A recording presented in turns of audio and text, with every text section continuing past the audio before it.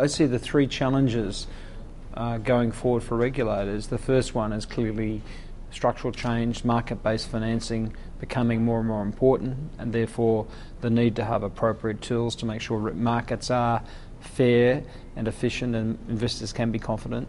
The second key risk I see and key challenge is complex-driven innovation, and of which complex products are absolutely a cornerstone issue on that. So therefore, this is actually a very high priority for us to make sure that we are focused on complex products and making sure that regulators have got the right tools to deal with those complex products. So, and the third challenge I see is globalization, and that globalization goes to also complex products in that often these products are manufactured in one location and then distributed globally. So therefore, my whole theme is, basically think global, act local. So, share ideas of how you can regulate these products, see the products that are coming out from manufacturers, and it's actually about being proactive and forward-looking. So, if you see a product out there that we think, is something that perhaps is going to be sold globally, make sure that we're sharing ideas as to how we'll deal with regulating them as quickly as possible. Because if you look at the history of financial crises, it's quite interesting.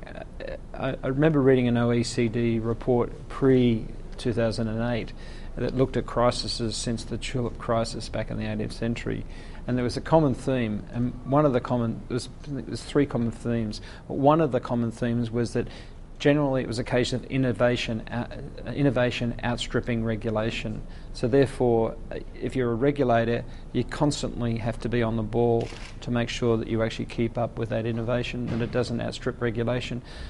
And that's what we saw with the last crisis. We basically saw that nobody realised how interconnected the derivatives markets were.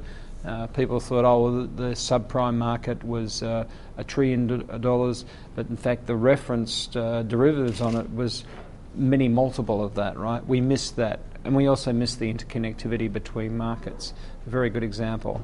And the same with subprime mortgages themselves. People didn't realise what was going on in terms of the underwriting behind them. So, I think it's quite important that you actually stay up with. The key to good regulation is actually to stay basically ahead or stay at the same pace as innovation. It's quite important.